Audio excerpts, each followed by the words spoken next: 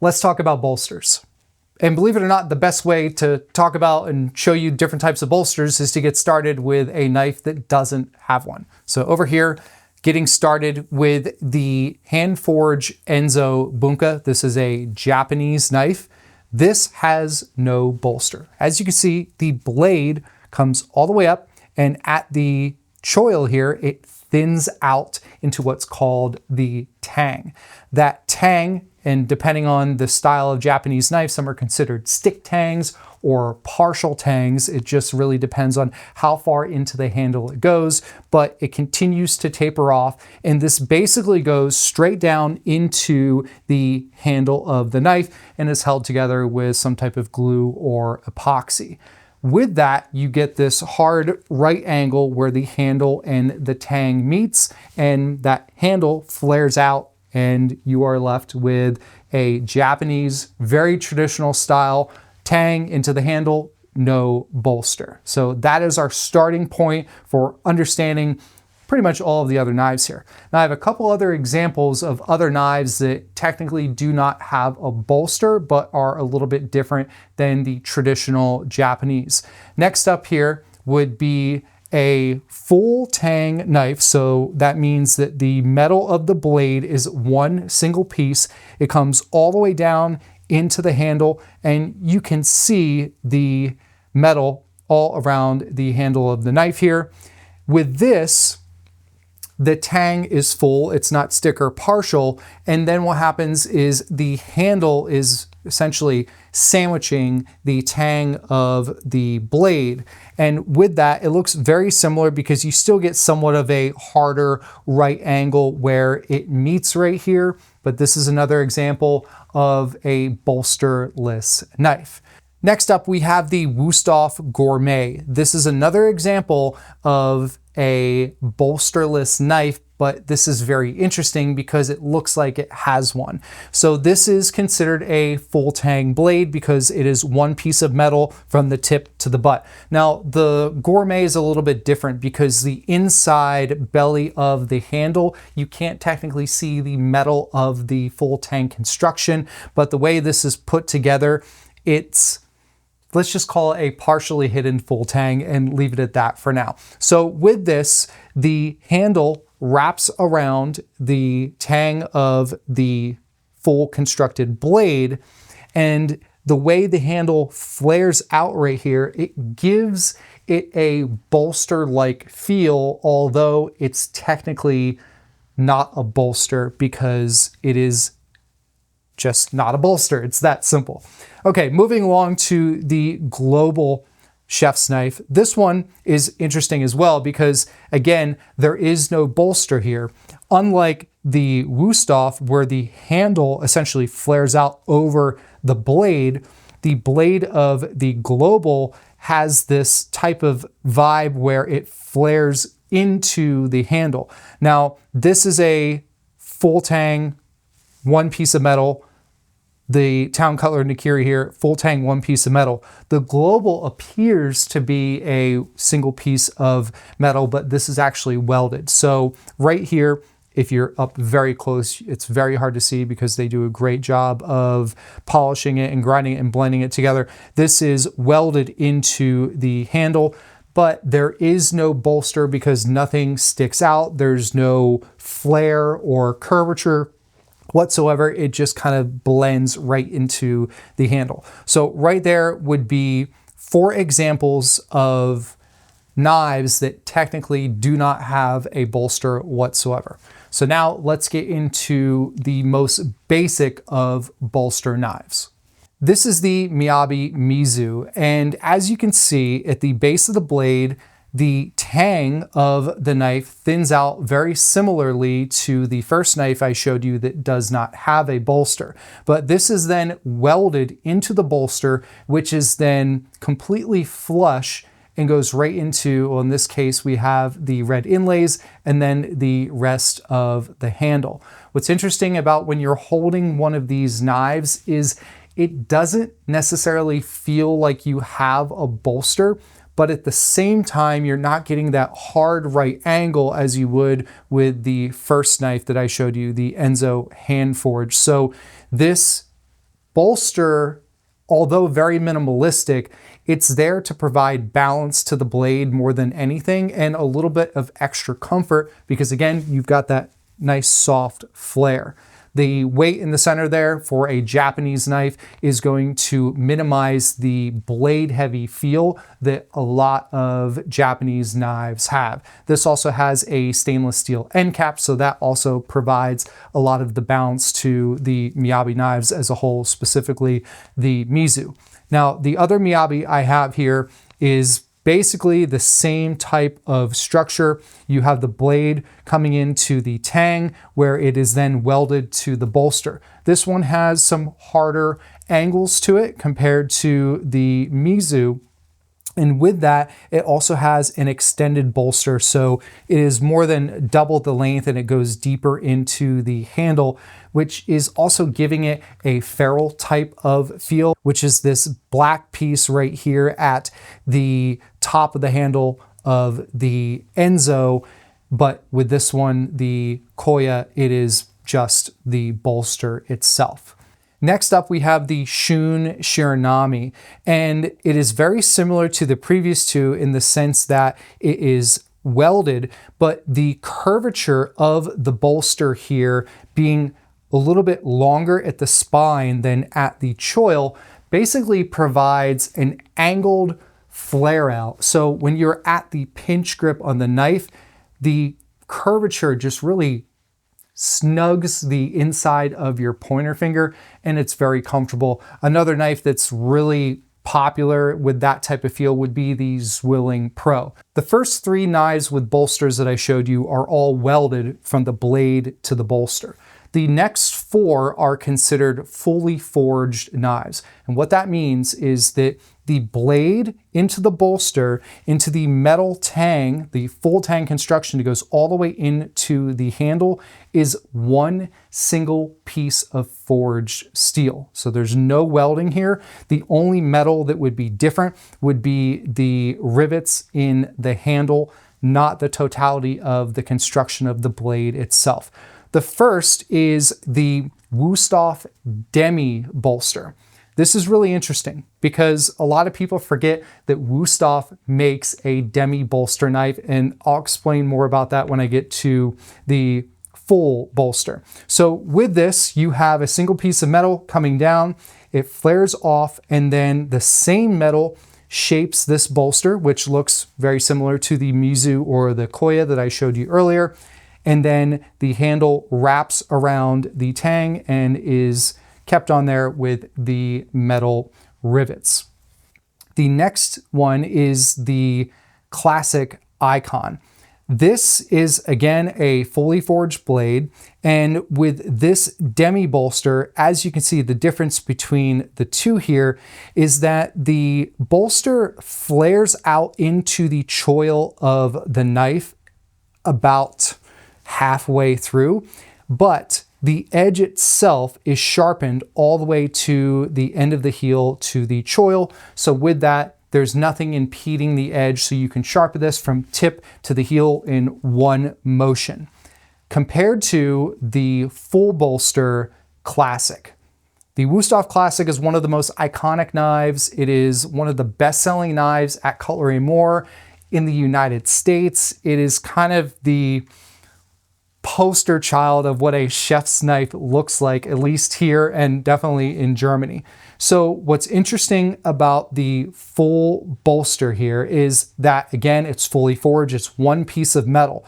But as you can see, this flares out all through the choil, and then it actually extends up into the heel of the blade. So with this, if you were to sharpen it, you can't get this one swift, clean motion all throughout because you are essentially roadblocked at the very end here. So although this is still an amazingly high-performing blade, it's a little hard to sharpen at the very edge here. So you kind of get this bolster that goes into the heel that then the edge itself, it's just kind of narrowing out a little bit. So by the time you get to the sharpest point, you could be a ½ inch up from here before you can actually use that part of the blade. Now, Every single time we talk about full bolster knives, there's someone in the comments that loves to remind us or tell us how much they dislike full bolster blades. Listen, we can understand where you're coming from. It is a completely different feel. When you're at the pinch grip, the bolster itself is going to rub on your fingers a little bit differently than one that has a nice flare to it or no bolster at all. You can't use the very base of the blade. It does add some extra weight. We totally get it. But it's one of those things that so many people use, and generally because it's one of their first chef's knives they've ever had, and they just get used to it. My 10-inch Wusthof Classic I've had for over 10, 11 years now.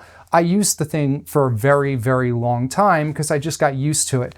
Where some fatigue will happen is those who are in food service, who are prepping all morning and then throughout the day of their shift. You just might develop a callus, or you're going to want something that is going to be a little bit easier on your fingers. So going back to the Wusthof Classic Demi bolster, if you're looking for a fully forged, full tang German blade that's got a Rockwell hardness in that 56 to 58 area that is just really easy to use, to care for, to maintain, to hone and sharpen, but you don't want that full bolster like the Classic, well, then you can get the Demi. The last knife I have on the magnets here would be the K Sabatier chef's knife with a fully forged construction and a full bolster. This is essentially the French version of the classic German chef's knife. With this, as you can see the difference between the two here, the bolster of the K Sabatier is much smaller, it's thinner. However, with that, it kind of has a little bit of a harder dip right there. But because it's not extended out as far and it's definitely thinner at the choil, you can choke up a little bit on this blade and it's a little bit more comfortable at the pinch grip. But as you can see, the height of the blade this way, or the width, because of the way you're looking at it right here, it's a completely different style knife. It's going to cut differently. It's going to feel differently than the Wusthof Classic here. But just so you can see two different fully forged, full bolster knives and their differences. The reality is there aren't a ton of full bolster knives that are very mainstream. I would say the Wusthof Classic is the one that you're going to find for the most part. Zwilling has one. There are other brands out there, but it's not something that you are coming across as regularly, especially since Japanese and more hybridized knives hit the market in the late 90s, early 2000s. That's really changed the game in the accessibility of different types of knives and knives that are being created, especially here in the United States. So if you're anti-full bolster, again, we hear you. Fortunately, there are plenty of other options out there that will suit your fancy. I have three more knives that I want to talk about because in the world of bolsters, they're very interesting. Let's focus on these two Chinese cleavers to get started. This is the Sugimoto Chuka Bocho, which is the Japanese Chinese cleaver, and this is the Sentan proper Chinese cleaver from China. Now, right here, this area, the Sugimoto calls this the bolster, and the Sentan calls this the ferrule, which is essentially what this dark black piece is here at the top of the handle for the first knife I showed you, the Bunka. So if this is a ferrule, what that means is there's no bolster for this Chinese cleaver. Instead, the tang meets the ferrule here, and it just so happens that that ferrule meets all the way up to the choil. You can't see it taper out. And then that goes into the handle, and then at the very base of the blade here, you can see the tang is exposed and bent at the end. Now, the Sugimoto, it looks identical, except they call this a bolster. The thing is that this is a stainless steel bolster. This is a carbon steel blade. So this is not going to rust. This, as you can see, is already patinaed quite a bit. I don't see any weld marks here, but this whole thing looks very similar. So is it a bolster or is it a ferrule? I guess we're just going to leave that up to the manufacturer, which is generally what we do. So when it comes to a blade like this, there's just some wiggle room and room for interpretation. The last knife that we'll talk about to continue our bolster discussion and this little thought experiment at the end here would be the Kramer Carbon 2.0. As you can see, this is a full tang blade. The metal goes up the handle on both sides. Now, what I want you to pay attention to is right here. Notice how you can see the brass and then you can see the carbon steel coming down within the handle. Same thing on the inside, the belly of the knife, except for right here, you can see where this bolster, as it's described, a brass bolster, is essentially fitting right into a little gap there. Now, I don't know exactly where this is welded, but what I want you to think of here is this. Imagine if that brass was not there, and instead the micarta handle were to completely come down here and go to the end. Is there a bolster? Yes, but again, in our hypothetical scenario here, if that handle were to just go all the way down and it didn't have that brass piece, regardless of where it's welded or not, then this would be a knife without a bolster. So let's wrap up. You just got done seeing a bunch of different types of bolsters, something questionable of a ferrule or a bolster, as well as the little thought experiment of a handle extending down and is it really a bolster or not? Think outside the box.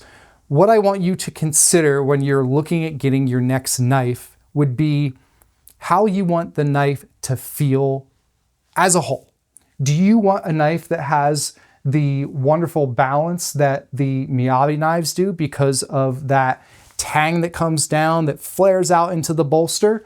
Or do you want the more handle heavy German knife like the Demi bolster, but something that has that traditional German feel?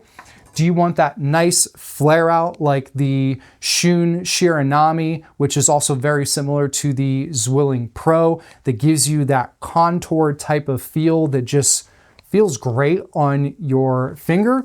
Or do you want the old school 200+ year-old design of the full bolster like the Wusthof Classic, or the similar type of feel but smaller profile of the K Sabatier?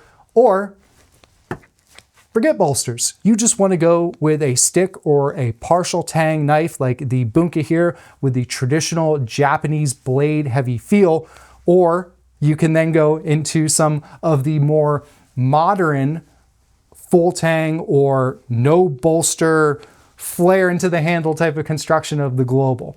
So whenever you're looking to add another knife to your collection, it's not just about the style of the knife, the steel that's being used, the Rockwell hardness, the types of handle material. If you want something traditional Japanese or German, you also got to consider the type of bolster or no bolster and how that's going to feel based off of how you hold the knife, whether it's at the pinch grip or into the handle.